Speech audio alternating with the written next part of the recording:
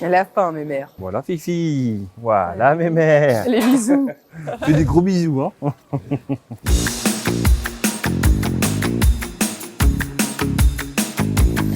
Salut David. Salut Nina. Alors, prête à passer une journée à la ferme? Bah ouais, super, génial, et c'est incroyable ce lieu. Alors là, on est dans la cour historique qui date à peu près du XVIIe siècle. Donc la ferme est composée en deux parties, celle-ci et l'exploitation qui est plus récente. Et t'es là depuis longtemps? J'ai commencé à travailler sur l'exploitation en 2013. L'exploitation a été rachetée par ma famille en 1904 et je suis la 5e génération. Ah, c'est une vraie histoire de tradition et de famille. C'est ça. Et alors, tu commences ta journée à l'étable?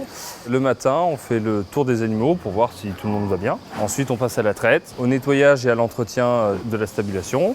Ensuite, donc, on va faire boire les veaux. Et ensuite, c'est tout le côté alimentation. Donc, on fait les rations pour les vaches et pour les génisses. Ça demande un sacré travail tout ça. Oui, après, ce qu'on fait le matin, on recommence le soir. C'est comme un service de cuisine, quoi, 2 fois par jour. C'est ça. Tu veux des câlins? Ah, mais arrête de lécher. Hein?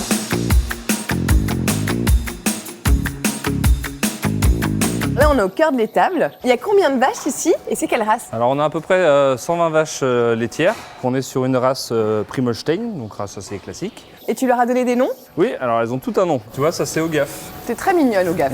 Et pour faire 1 kilo de beurre, il faut combien de litres de lait? Il faut environ 21 litres de lait pour faire 1 kg de beurre, sachant qu'une vache produit environ 25 litres par jour. Ouais, c'est beaucoup de lait pour faire 1 kilo de beurre. Hein. Elles sont très affectueuses.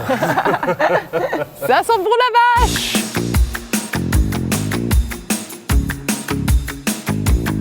Bah, nous voici dans les pâturages. C'est vert, c'est grand, on respire quoi. C'est un peu le paradis des vaches ici.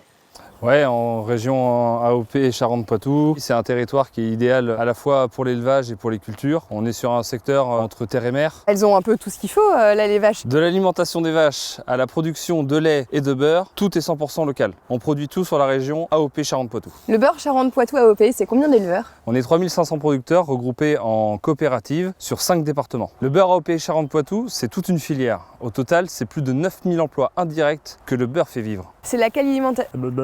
Est-ce que tu as bien eu la notion de polyculture?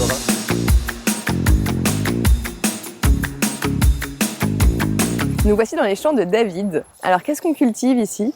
Alors ici, là, on est dans une culture de luzerne. Donc la luzerne sert à nourrir les animaux. C'est un fourrage qui est très riche en protéines, ce qui évite un maximum d'acheter des aliments du commerce. L'intégralité des fourrages qui sont consommés sur l'élevage est produit localement. On vient y ajouter des minéraux, un petit peu de céréales et des plantes de type oléoprotéagineux, ce qui vient complémenter l'ensemble de la ration des vaches. Mais alors du coup, t'es nutritionniste?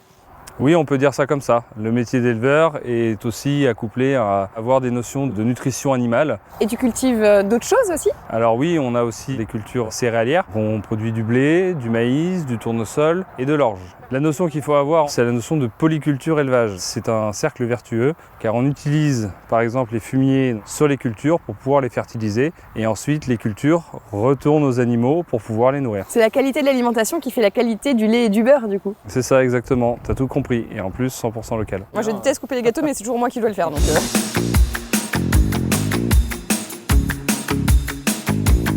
Et voilà, on est de retour à la ferme et maintenant on va passer à la dégustation avec David. Et voilà la tarte aux cerises. Déjà, c'est un plaisir pour les yeux. Oui, j'espère qu'elle va te plaire. Elle est faite avec que des bons produits. Je t'en sers une bonne part quand même. Bon, bah bonne dégustation. Merci. On sent bien le goût du beurre. Et la petite cerise poêlée au beurre, ça apporte vraiment cette petite gourmandise, cette touche de rondeur. Et tu vois, pour faire le beurre, c'est exactement la même chose. Il faut tout le savoir-faire de maître beurrier. Il y a 7 étapes de fabrication, dont une qui est extrêmement importante, ce sont la maturation naturelle des crèmes, qui dure environ 16 heures. Et c'est cette étape-là qui permet de développer tous les arômes du beurre. Et le maître beurrier, il se trouve où? Alors, le mien, il est à environ 3 km, et dans la moyenne générale, il se situe à moins de 50 km des exploitations. Donc toi, c'est aussi bon avec les doigts. Ah oui, je suis d'accord. Les produits frais, c'est vraiment essentiel. Bon chance. Merci, c'est gentil. Je suis beaucoup trop gourmande.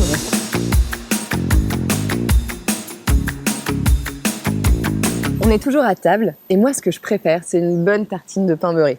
Une tartine bien Merci. gourmande. David, comment on fait pour reconnaître un beurre Charente-Poitou AOP? Alors c'est très simple, nous avons ces 2 logos qui sont apposés sur nos 8 marques de beurre AOP Charente-Poitou. Le logo européen ainsi que notre logo beurre AOP Charente-Poitou. Ces 2 labels permettent de garantir la traçabilité et l'origine de notre beurre AOP Charentes-Poitou. Nous suivons un cahier des charges très précis avec environ 300 000 contrôles par an. Et tu vois, le mieux, c'est encore de le déguster.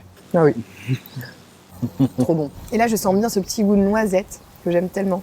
C'est un goût qui est spécifique au beurre AOP Charentes-Poitou et qui est dû à cette fameuse maturation lente. Bon, eh bien, j'espère que vous avez appris plein de choses sur le beurre Charentes-Poitou AOP. Et surtout, n'hésitez pas à venir à la rencontre des producteurs dans notre belle région. Et maintenant, je vous souhaite une très bonne dégustation. À bientôt!